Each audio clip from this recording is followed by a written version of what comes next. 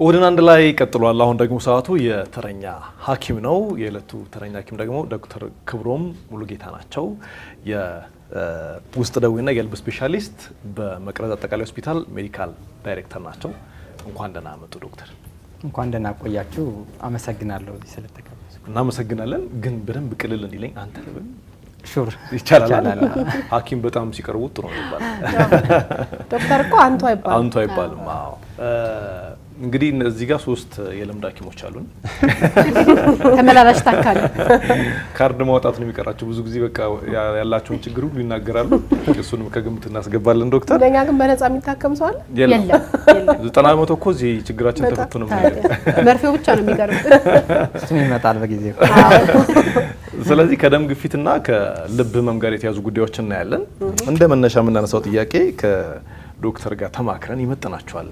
ብዙ አስውስት የሚያል ነው አለ። የደም ግፊት መነሻ ምን ሊሆን ይችላል? የደም ግፊት መነሻ እንደ ናፍቆት አይነት ጓደኛ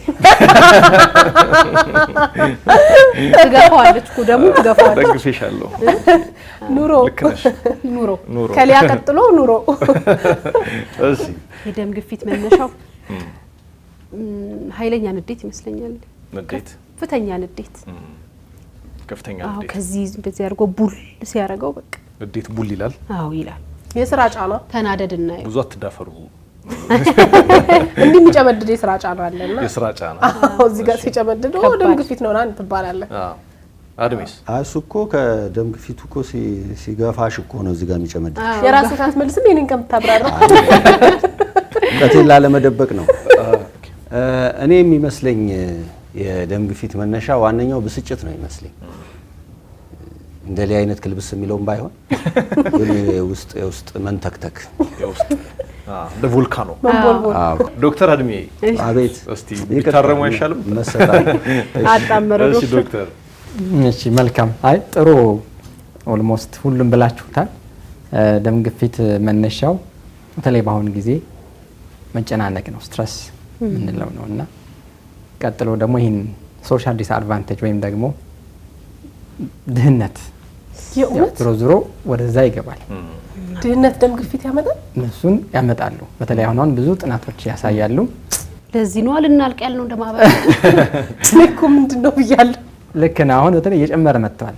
አሁን ከ2015 በፈረንጅ አቆጣጠር ኢትዮጵያ ውስጥ 20% ነበር ወንድም ሴትም ላይ ማለት ነው። አሁን ወደ 32% ከፍ ብለዋል። ኦልሞስት ከ4 ሰው በላይ ከ4 ሰው አንዱ እንደ ታማሚ ነው። ኦልሞስት 1 ወይ 2 ሰው ማለት ነው። እና እየጨመረ መጥቷልና አሁን ያላችሁትን መበሳጨት፣ ስትረስ በጄኔቲክ ከእናት ወደ ልጅ እንደዚህ የሚተላለፉም አሉ። እንዲሁ ጫት፣ አልኮል፣ እንደዚህ ስሞኪንግ እንደዚህ እነሱም በጣም አፌክት ያደርጋሉ። በተለይ በዛ ያለ አልኮል ሲወሰድ ማለት ነው። እነሱም እንደ አንድ ሪስክ ይወሰዳሉ። ሌላ ያው እድሜ ነው። ያው ሞዲፋይ የማናደርገው በተለይ ከ55 60 በላይ እዛ አካባቢ እየጨመረ ይሄዳል። አይዞ እና ደም ቧንቧችን እየጠበበ ይህንን ቲክ እየሆነ እየጠነከረ ስለሚሄድ እሱን እየጨመረ ይሄዳል ማለት ነው። ሌሎቹም አሉ። የኮላሊት ችግር እንደዛ። ኮላሊት ችግር ደም ግፊት ያመጣል፣ ደም ግፊት ደግሞ ኮላሊት ያመጣል። ቫይስ ቨርሳ አይነት ነገሮች ናቸው። እነዚህ ኮመንሊ የሚታወቁና ብዙ ጊዜ የምናያቸው። ሌላ ያው ውፍረት ነው። በተለይ አሁን በእድሜያቸው ገና የሆኑ 20ዎች ውስጥ ያሉትን እያየን ያለው ግን ለውፍረቱ ነው እኔ ያልሽው ያለ ለእድሜው አይደለም። ለውፍረቱ እነዚህ ናቸው። ግን አሁን ድህነት ሲባል ግን እንትን ነው አይደል? አንዱ የጭንቀት መንስኤ ስለሚሆን ነው አይደል? ሲያጠኑ ሲል ያው በዛ ስለሚያጠኑት ነው ፖቨርቲ ብለው ስላስቀመጡና ቤቱም ወደ ጭንቀት ኮርስ ከድህነት በላይ ምን ጭንቀት ሊያመጣ ይችላል? አዎ። ስለዚህ አሁን ቼክ ብንደረግ ከ4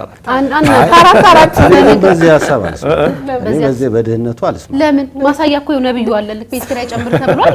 ሰሞኑን ግፊት ይዞታል እኮ ሳይንስ ያለውን አገኘው እንደማትስማማ ረበለ ሳይንስንማ በሙሉ ካመናለቅን እኮ እሺ፣ ለምን እንደማትስማማ ይኸውልህ ድህነት የሀብት ድህነት ማለት ነው። ኢትዮጵያ ውስጥ ድሆች ነን አይደለም እስከዛሬ የጨመረው አሁን ነው ወይ አካውንቱ ባዶ ሲሆን ከሆነ አላውቅም እንጂ እኛ የምንታወቀው በድህነት ነው። ስለዚህ ድህነታችን እንደውም ኦርጋኒክ የሆነ ነገር ነበር እንድንበላ ያደረገን እኛ ኢትዮጵያውያን። እንዴ ሳር እያጨድን በጠቅላላው ድህነት ተብሎ ግን ስም መሰጠት የለበትም። አይ ማጣት ያስጨንቃል አያስጨንቅም? እንደ አቀባበልህ ነው። አረ ባይዘው ማጣትን አሜን ብሎ የሚቀበል ሰው ካለ ራሱ ጥፋተኛ ነው። እኛ ባይዘው እስካሁንም እንዳልታመምን የመሰለ በጣም ድህነትን አንቆለጳብሰን ስለተቀበል ነው ቆሎኝ በልቺ ድፍት ብዬ ምናምን እያልን ስለመጣን ነው እንጂ እንደ ድህነትማ ማጅራት የሚይዝ ነበር። በነገራችን ላይ ጥናቱ ምን ያህል እንትን እንደሚል አላውቅም እንጂ ዶክተር በተቃራኒ እኮ ሀብትም ሊያመጣ ይችላል። እንደውም የሀብታም በሽታ ነበር ድሮ። አዎ ድሮ ትክክል ነው። ድሮ ነበር። አሁን ግን ማብራሪያ ብዙ ያስፈን ያለው ልክ ዶክተር ላንተ ላልከው ብዙ ማድረጊያ ነው ያለው። ልክ ነው። አሁን የድሮቹም ስትረስ ያው ብዙ ገንዘብ ለማግኘት ብለው ስለሚራራጡ ያው on the other side እንደውም የአውሮፓ የአሜሪካኑ ህመም ተብሎ ነበር እንትን የሚል። አሁን ግን ያው ኢንፌክሽኑም ይህንንም እየመጡ ማይተላለፉ በሽታዎች እየጨመሩ ነው የመጣ አፍሪካ ውስጥ ማለት ነው። አንዱ ራሱ እንደዛ ነው። ሲያጡ ጨነቃሉ እንትን ይላሉ፣ ወደ ሌላ ነገርም ይሄዳሉ። አልኮል እንትን እንደዛ ይሄዳሉ እና ከመጠን በላይ ሲያገኙም ያው መጨነቃቸው እሱም ያው እሱ ትደርስበታለህ። ስለኛው የድህነቱን አጣጣም እያጣጣም ነው እና ይለያያል። ባይዘው የድህነት ደም ግፊትና የሀብት ይለያያል። የድህነት ያስታውቃል። እሺ ረዘም ያለ ስትረስ ሲኖር ነው አክቹአሊ የሚመጣውና ትክክል ነው። ሌላው አንድ ሰው ደም ግፊት እንዳለበትና እንደሌለበት በምን አይነት መንገድ ሊያውቅ ይችላል ብላችሁ ታስባላችሁ? እንዴት ሊያውቅ ይችላል? እንዴ በምርመራ መንገዱ ይቀርብ። አይ እንዴት ሊያውቅ ይችላል? ግምት አይ አላውቅም። የሚያየው ራሱ ላይ የሚያየው ምልክት ከመመርመሩ በፊት ቱግ ሲል ይሁን አዎ ደም ግፊት ያለበት ሰው ቱግ ይላል። ይነዳል ነው ማጅራት ይጨመድዳል። ማጅራት መጨመደድ አንዱ ምልክት ነው። እሺ እሺ ያው ሐኪሞች ሲያረዱ ነው እንጂ ሲመረመሩ መርዶ ጋር እስከምትደርስ ድረስ ሐኪም ቤት እኮ አሞኛል ብለህ ለመመርመር ስትሄድ የሆነ ራስ ላይ የሆነ ምልክት አይተሃል? አሁን የኔ ምልክት የህመም ምልክት ምን መሰለሽ? ምግብ እምቢ ሲለኝ ነው ታመምኩ ምለው ነው በነገራችን። አንተ ደግሞ እግዚአብሔር ይመስገን አይደለም ተመልጠኝ ቢቆርጠኝ አልናገር አመመኝ ብዬ አላውጅም። እንዴት ትበላለህ እኮ ልክ እንትን ሲል ምግብ እምቢ ግን ሲለኝ ሄዳለሁ ሐኪም ጋር። ግፊት እንደውም ገቢ እየቀነሰ ነው ምንድነው? አየህ ይቀደም ማለስከው ዶክተር ያለ ለዚህ ነው ያመጣል ያለው አይደለም። አይ ይሄኛው ሲዘንባል ታኪስ ነው ወደ እሺ መጣል በሐኪም ሲያረዳኝ ነው እንጂ እኔ ላቃል ይችላል። ስላልሄድክ ነው ያላረዳህ። አድሜ ምግብ ካልተውኩ እንዴት ይላል? ጨምደድ ሲያደርግ ነው ናፍቆት እንዳለው እንደሚጨመዳል አይን ነገር ከለል ያደርጋል መሰለኝ ሲበዛ። እንደሱ አይነት ነገር ገምታለሁ። ምንም አይሉም አሉ ዶክተር እየሞከሩ ነው። ጥሩ ነው። አንዴ ጎበዞች ናቸው በጣም ብላችሁታል። የሚገርመው ነገር 90% ስሜት የለውም፣ ግን አሁን ያላችሁት ነገር ከፍ እያለ ሲሄድ እናያለን እንደዛ እንጂ ስሜት የለውም። አዎ 90%። ለዚህ ነው አንድ ሰው ከ25 በላይ በየ5 አመቱ ደም ግፊቱ ቼክ ማድረግ አለበት፣ በመሳሪያ ቼክ መደረግ አለበት። አዘርዋይስ እነዚህ ስሜቶች ላይኖሩ ይችላሉ። ብዙዎቹ ተጎተው ይመጣሉ ወይ በኋላ የምናወራቸው ነገሮች ይኖራሉ። በ5 አመት ውስጥ ግን እኮ ጥሩ ነው። በታይፎይድም በምንም ሄዳችን ስለሚያቀር በ5 አመት ውስጥ አዎ በዛው ቼክ ልንደረግ እንችላለን። እኛ ልንወልድ ስለምንሄድ በየ5 አመቱ አሪፍ ነው። አይል ያ ማለት ነው አንቺ የልጅ ምሳሌ። ስለዚህ ምልክቶቹ ሊታዩ የሚችሉት ትንሽ ከፍ ብሎ እየባሰ ሲመጣ ነው ብዙ ጊዜ የምናየውና የለኝም አይባልም ማለት ነው። ቼክ ካልተደረገ ቼክ ካላረኩ አዎ። ስለዚህ ብቸኛው መንገድ ምርመራ ማድረግ የደም ግፊት ያለበት ሰው ደም ግፊት እንዳለበት ካላረጋገጠና ሕክምና ካልወሰደ አስከፊው ጉዳት ምን ሊያስከትል ይችላል ትላላችሁ? ምን ሊመጣበት ይችላል? እንዴ ደም ግፊቱ ጭንቅላት ውስጥ የሆነ ነገር ሆኖ ሞተ ምናምን እሰማለሁ፣ ወይ ስትሮክ አይ ዶንት ኖ ብቻ ስሙን አሁን እርግጠኛ አይደለም፣ ግን ብቻ ደም ግፊቱ ጭንቅላቱ ውስጥ ደም ፈሶ አይ ዶንት ኖ ብቻ ደም ግፊቱ ከፍ ብሎበት በጣም አያረምሽ እኮ ነው እዛ እስኪደርስ እዚህ ባል እንደዛ እስከ ሞት የሚያደርስ ይመስለኛል። አዎ እንደ ሌላው ነገር ምኑንም ነገር ሳንቆጣጠረው ከልክ እንደሚያልፈው ሁሉ እና እኔ ምን አስታውሳለሁ አንዲት እርጉዝ ሴት ለመውለድ ወደ ሆስፒታል በሄደችበት ጊዜ በጣም አጣድፏ ስለነበር ምጧ መጥቶ ስለነበረ ቶሎ ያስገቧታል መሰለኝ። ደሟን ሳይለኩና ደሟ ወደ ጭንቅላቷ ፈሶ ከዛ በኋላ ነው የሆነ ነገር አስከትሎ ያመጣውና በጣም ከፍተኛ ችግር የሚያስከትል ይመስለኛል። መቆጣጠር ማንችል ከሆነና እንደ መገንፈል ነው የሚገባኝ እኔ በቃ ደም ግፊት ካልተቆጣጠር ነው የሚገነፍል አይነት ነገር መገንፈል ይሄ እንትኑን አትሞ አንተ ደግሞ የሻማኝ ለስላሳ ጠርቶ እሺ ቴንክ ዩ ግማሽ ጎን ይሄ ፓራላይዝ ማድረግ እንደሱ ነው ዋናው ግን ያው ድንገት የሚገለው ስትሮክ ነው ስትሮክ ነው አሳይቶ ሲመልስ ለማብራራት ስትሮክ ነው ሲተጨነቃል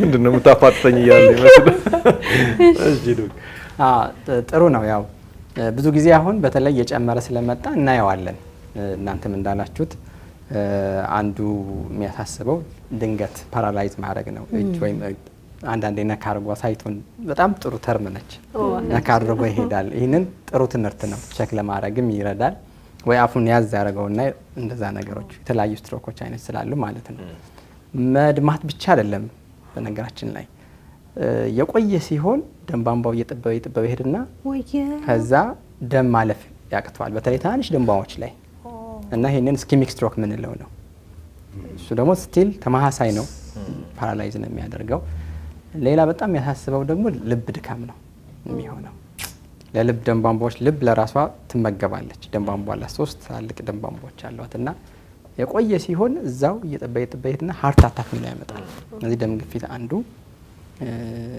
ስፔሻሊ ባሆኑ ኢንዱስትሪያል ወርልድ የሚባለው ላይ በጣም ደም ግፊት ነው ዋናው የልብ ችግር ምንጭ ማለት ነው እና እነዚህ ናቸው በጣም የባሰ ሲሄድ ደግሞ እግር አካባቢም እንደዚህ እንደ ጋንግሪን መፍጠር እንደዚህ ከደም ቧንቧ የሚያያዝ ነገሮች ሁሉ እያጠቃ ይሄዳል ለኮላሊት የሚመገቡ ደም ቧንቧዎችን ይጠብና ኮላሊት ድካም ያመጣል ልብ ድካም ያመጣል ብዥ ይላል ያለችውም እንደዚሁ ወደ አይናችን ደም ቧንቧ ላይ ሲሄድ ደግሞ አይን የሚመገብ ደም ቧንቧዎች ላይ አፌክት ያደርግ ነው ብዥ ይላል ኢቭን ብላይንድነስን ይመጣ ይችላል ማለት ነው እና ብዙዎቹ እንደዚህ ናቸው እና የምታውቋቸው ናቸው ጀስት ትንሽ ሳፖርት ነው እንጂ ይሄንን በደንብ መልሳቸዋል ግን አንዳንዴ ከዚህ ጋር ተይዞ ማሳት ፈልገው ድንገተኛ አለ አይደል ለሚጥል ድንገት የሚከሰታል ህክምና ቦታ እስኪደረስ ድረስ ምንድነው መደረግ ያለበት አዎ ማለት እስከሚደርስ ድረስ አትሊስት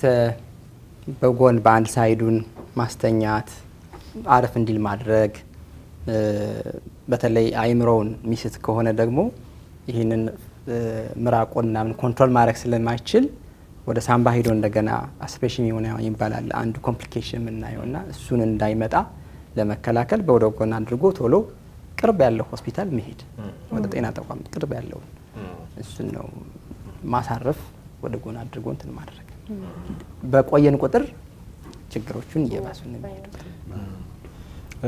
ሌላው ምናነሳው ሐሳብ የደም ግፊት እንግዲህ አብዛኞቹን እነኚህ ተላላፊ ያልሆኑ በሽታዎችን ቀድሞ መከላከል የሚቻል ይመስለኛልና በምን አይነት መንገድ መከላከል እንችላለን ብላችሁ ታስባላችሁ ድህነትን ማስወገድ ነው ቅድም እንዳለው አንደኛ ድህነት ግን አልተስማማም ነገሩ እንዳላረዝመው ብዬ ነው እንጂ ምክንያቱም ገንዘብ ኖሮ ደሃ ስላለ ግን በድምጽ ብልጫ እኔና ናፍቆት ተስማምተናል ስለዚህ ድምጽን በድምጽ የመሻር መብታችን በድህነት አንተም ትስማማለህ አዎ ግን ካንተ በላይ በምስክር አለ ጥሩ ግሮ ድህነትን ማስወገድ እንዳለ አንዱ እሱ መፍትሄ ነው ትክክል እኮ ነው ያ ማለት በአለመቸገር ደግሞ ላለመጨነቅ አንዱ መፍትሄ ነው ስትረስ ውስጥ በነገራችን ላይ በህይወት ስንኖር በቃ አሁን ትግሉ ምናምን ይሄ የወጣ አውረድ ምናምን አስችልም አለመጨነቅ ግን ራስን ባልጎዳ መልኩ ማድረግ ነው እንጂ ሐሳብ አይቀርም ሐሳብ እኮ በተደራረበ ቁጥር መፍታት ሳስችል ስትቀር ምናምን አይደል እንደምንም ብለን ነገሮችን ለማመቻቸት በቃ አኗኗሩን ችለንበት ይሄ ዝም ብሎ ነገ ለነገ የሚባል ህይወት የለምና የሚባል ሳይሆን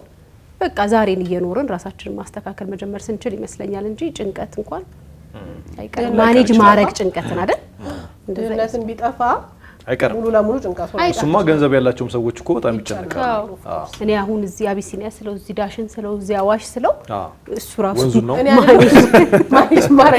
ራሱ ማኔጅ ማድረግ ችግር ነው አይ ጉብኝት እኮ ይመስለኝ ዳሽን ተራራ አዋሽ ሆነ የባንኩ የሽቡክ ታስከፍቻለሽ 50 ብር ነው ስላለ 50 ብር ሁሉም ጋር እየከፈትሽ አዎ ከፍትና የቱ ጋር ምን አለኝ ብዬ አስባለሁ 50 ልክፈት 75 አለኝ ዋናው ነው እሺ አድሚ አንደኛው የአካል ብቃት እንቅስቃሴ ማድረግ ነው ሁለተኛው ምግብን መቆጣጠር ነው ሶስተኛ ደግሞ በተሻለ መጠን የአእምሮን የሚያስጨንቀው ነገር መቀነስ ነው። ይሄ ደግሞ ከምን ይጀምራል? በእኔ አመለካከት ማለት ነው አካባቢያችን ላይ ያለውን ነገር መጀመሪያ ሰላም ከማድረግ ከጓደኞቻችን ጋር ያለን መግባባት ይሄንን እያሰፋ ነው ጸብ ነገርም ካለ ወዲያው ይቅርታ ምናምን ብሎ መፍትሄ በመፈለግ እያለ ያንን ሰርክል እያሰፉ ሰላም መስጠት ለራስ ከዚህ ነገር በጣም ይጠብቃል። እንደውም ከፊዚካል ኤክሰርሳይሱም ከምግቡም በላይ ይሄ እኔ ይጠብቃል ብዬ አምናለሁ። አይ ጥሩ ነው የተባሉት እንዳለ ሆኖ በቃ ስትረስን ማኔጅ ማድረግ መቀነስ ኤክሰርሳይዝ በጣም አስፈላጊ ነው። ለምሳሌ ኤክሰርሳይዝ የሚያደርጉ ሰዎች ድሮ ኳሊቲ ኦፍ ላይፋቸው ነበረ ጥሩ የሚሆነው ተብለው ነበረ። አሁን ግን ኢቭን የሰርቫይቫል ቤኔፊት አለው የመኖር እንትናቸው ይጨምራል። ኤክሰርሳይዝ የሚያደርግና ማያደርግ ኢኳል አይደለም እና ፊዚካል ኢንአክቲቪቲ ደም ግፊትን ባይኖረው ማይንቀሳቀስ ሰው ልክ ስኳር እንዳለው ሰው ወይም ደግሞ ደም ግፊት እንዳለው ሰው ኢኳል ነው አንድ ነው ሪስኩና መንቀሳቀሱን ቢያንስ 30 ደቂቃ በቀን 5 ጊዜ በሳምንት ሚኒመም ይህንን መደረግ አለበት። ቢያንስ ሌላ ጨው ነው በተለይኛ ሀገር በጣም ጨው ብዙ የሚወስዱ ሰዎች ላይ ደም ግፊት ከፍተኛ ነው የሚሆነው። ውፍረት ቀደም ብዬ የገለጽኩት ብዙ ሰዓት ቁጭ ብሎ ያው የእናንተ እንጀራቸውን እንጂ ብዙ ሰዓት ቁጭ ብሎ መቀመጥ ጥሩ አይደለም። ደም በደም ስለማይሽከረከር ደም ግፊት ደግሞ ያው ከደም ቧንቧ ጋር ስለሚገናኝ ከፍ የማለት እድሉ አለው ማለት ነው። ስለዚህ እነዚህ ኤክሰርሳይዝ ማድረግ ከዛ ከመጣ ደግሞ መድኃኒት መውሰድ ነው።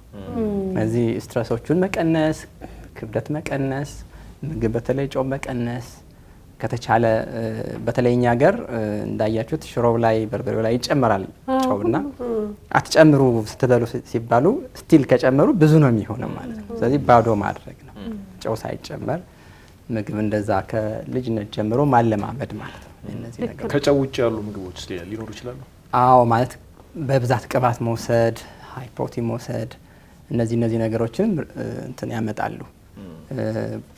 ለመከላከል ሌላው ያው እንደዚህ በተለይ ከምግቦች ጋር ስንሄድ ቀለል ያለ ቅባት ያልበዛባቸው ምግቦች አሳና ዶሮ ምናምን ተብሎ ነው እንትን የሚለው እሱን ደግሞ በመጠኑ ማለት ነው ሳይበዛ።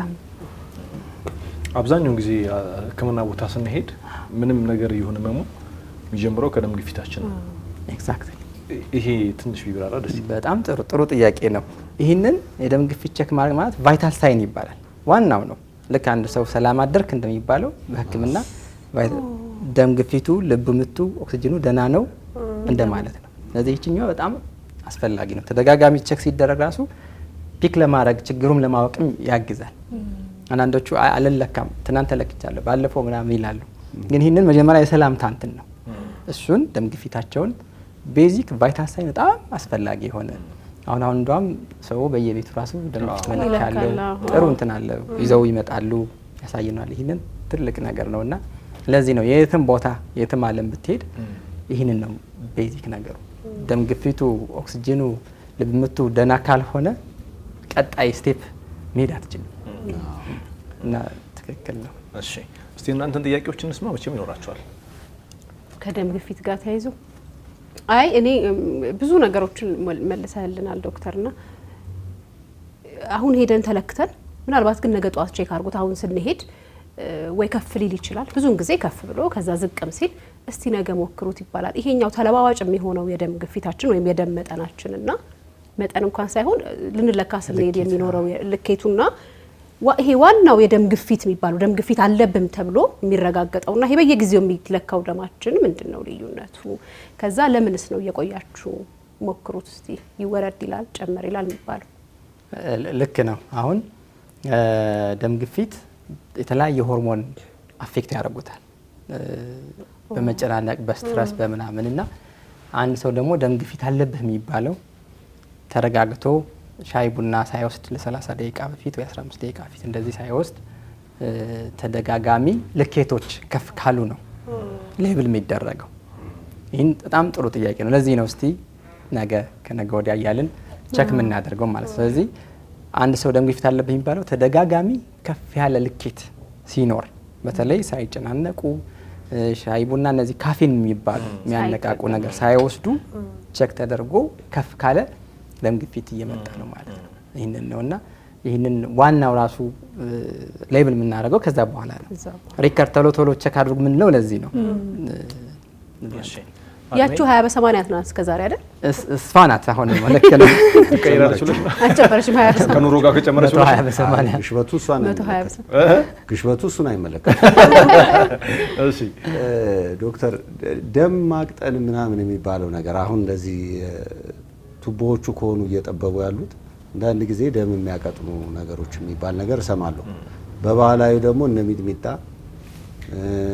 እነ ጤና አዳም ደግሞ ደምን ያቀጥናሉ ምናምን የሚባል ነገር አለ። እሱ ነገር ትክክል ነው? አሁን ይለያያል። ይሄን አሁን ደሙ ስለወፈረ አይደለም፣ ደም ግፊቱን ግድግዳው ላይ ያለው ፕሬሸር ነው ሞር። ልክ ደም ሲወፍር ደም ግፊት የሚያመጡ ሁኔታዎች አሉ። ሌላ አይነት በሽታዎች ናቸው። መጨረሻቸው ደም ግፊት ሊሆን ይችላል። እነዚህ ባህላዊ እንትኖች ግን አንደኛ በቂ ጥናት የሉም። ሚጥሚጣ ግን ጨው አለው። አሁን አንዳንዱ አረ ጨው አልወስድም ሚጥሚጣ ነው ምናምን ይላል። ግን ስቲል ሶልቲ እና እነሱ አይመከሩም። አንዱ የማይመከረው እንትኑን እነዚህ ናቸው። ለስለስ ያለ ጨው ያልበዛበት ምግብ ነው ሪከመንድ የሚደረገው። ለጤና አዳም ይህን ያህል ሳይንቲፊክ የሆነ ነገር ለመናገር ያስቸግራል። ፕሮባብሊ ወደፊቱ ትራዲሽናል ሜዲሲን እኛ ሀገር ሲበዛ ሊመጣ ይችላል። ግን በተለምዶ ይላሉ አንዳንድ አሉ እንደዛ ወረደ እንትን ሲወስድ ወረደ እንደዚህ ይላሉ። ግን ኮምባይል አድርጎ ይህንን እንደ ለአካዳሚክ ወይም ደግሞ ለሪከመንድ የሚደረግ ነገር አይደለም። ይህንን ዋናው መንቀሳቀስ፣ መቀነስ፣ ክብደት መቀነስ፣ ጨው መቀነስ እነዚህ በጣም ቤዚክ ናቸው። ካለ ደግሞ መድኃኒት መውሰድ ሲምፕል። የኔ ጥያቄ ብዙ ጊዜ አሁን ደም ግፊት የተከሰተባቸው ሰዎች መድኃኒት መውሰድ ደረጃ ላይ ከደረሱ በኋላ በጣም ረጅም ጊዜ ነው የሚወስዱት። ላይፍ ታይም አንዳንድ ሰዎች ላይፍ ታይም ይወስዳሉና ደም ግፊት ማይድን በሽታ ነው ወይ ነው ጥያቄ? ጥሩ ጥያቄ ነው። የደም ግፊት ያው እንዳልኳችሁ ከደም ቧንቧ ጋር ነው የሚያያዘው። ስለዚህ እነዚህ ሰዎች ከኖሩ ደም ቧንቧቸው እየወፈረ እየጠነከረ ነው የሚሄደው። ስለዚህ የመተው እድሉ ዝቅተኛ ነው። በአጭር ጊዜ ስትረስ ወይ በውፍረት ምናምን የመጣ ከሆነ ሪቨርስ ላይ ያደርግ ይችላል፣ ይመለሳል። አንድ ሰው ኪሎውን በጨመረ ቁጥር ደም ግፊቱ እየጨመረ ይሄዳል፣ ከቀነሰ ደግሞ እየቀነሰ ይሄዳል። እና ለዚህ ነው አንዳንዴ አይ ከተጀመረ እኮ አይተውም ብለው አልጀምርም ይላሉ። ይህንን አንደኛ መድኃኒቶቹ ለ24 ሰዓት ነው የሚሰሩት፣ አንዳንዶቹ ለ8 ሰዓት። ከዛ በኋላ ደም ውስጥ የሉም። ኔክስት ዴይ ካልወሰድክ የለም። ሶ ሜካኒካሊ ከፍ ይላል ደም ፕሬሸር እየጨመረ ይሄዳል ማለት ነው። ስለዚህ ይህንን ነው እንትኑ እንዲቆይ ያደርጋቸዋል።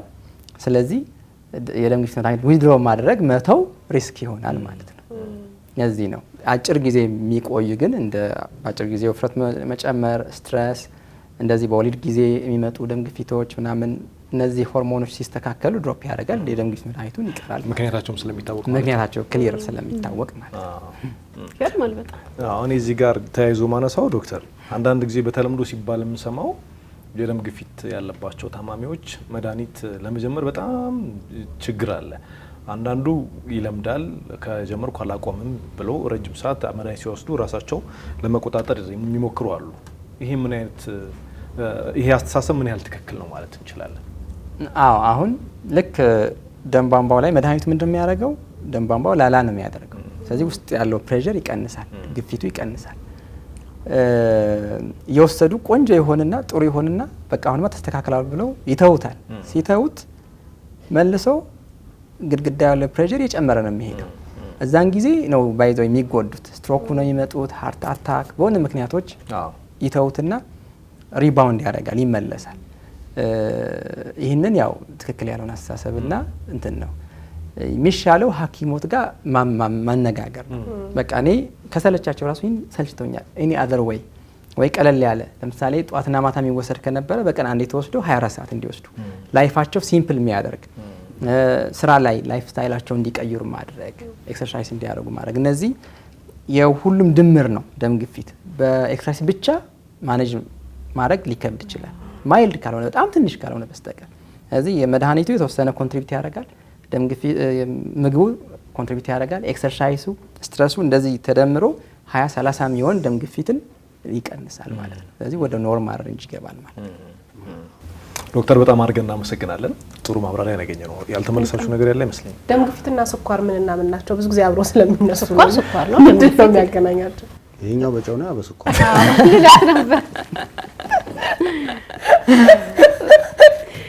ጥሩ ነው። እውነትም ምግብ ሳጣ ነው ያመኛል። ጥሩ ነው። ትክክል ነው። ያው ያኛው ስኳራችን ደም ውስጥ ከፍ ሲል የሚመጣ ነው። ይህን ደግሞ ጨው በዛ ሲል ሊሆን ይችላል፣ ግን ዳይሬክት አይደለም፣ ቀጥታ አያያዝም። ስኳር ያለባቸው ሰዎች ደም ግፊት ደም ቧንቧቸው ላይ የስኳሩን ኮሌስትሮልም ቲክ ነው የሚሆነው። እየወፈረ ስለሚሄድ ፕሬዠር የመምጣት እድሉ ከፍ ያለ ነው። እንደዛ ነው። ዳይሬክት ላይሆን ይችላል፣ ግን ኢን ሎንግ ተርም በቆይ ቁጥር መጀመሪያ ስኳር ነበረኝ ከዛ አሁንም ደም ግፊት ተጨመረ ምናምን ይላል የመምጣት እድሉ። ይሄ ግን በጊዜ በመድኃኒት ማኔጅ ላላደረገ በደንብ ኤክሰርሳይሱን መድኃኒቱን ከተወሰደ ይቀንሳል። አንደኛው አንዱን ይጎትታል ማለት ነው። ሲገርም ወይኔ ብዙ ሰዎች እንደዛ ነው። ደም ግፊትና ስኳር አለብኝ ነው የሚለው ብዙ ሰው እንደዛ። አንደኛው ያለበት አንዱን አያጣም። ብዙ ጊዜም እንደዛ ነው። እሺ ያው ሳይለንት ኪለር ቅጽል ስሙ ነው ደም ግፊት። በጣም አሳሳቢም ስለሆነ ነው ዛሬ ርዕሰ ጉዳይ አድርገን በተረኛ ሐኪም ለመወያየት የመረጥ ነው። ዶክተር በጣም አድርገን እናመሰግናለን። ዶክተር ክብሮም ሙሉጌታ የውስጥ ደዌና የልብ ስፔሻሊስት ከመቅረዝ አጠቃላይ ሆስፒታል ሜዲካል ዳይሬክተር ናቸው። ስለነበረን ጊዜ በጣም አድርገን እናመሰግናለን። በጣም አመሰግናለሁ። ሌላ ጊዜ እንገናኛለን ብለን ተስፋ እናደርጋለን። የዛሬው ተረኛ ሐኪማችን ይህን ይመስላል።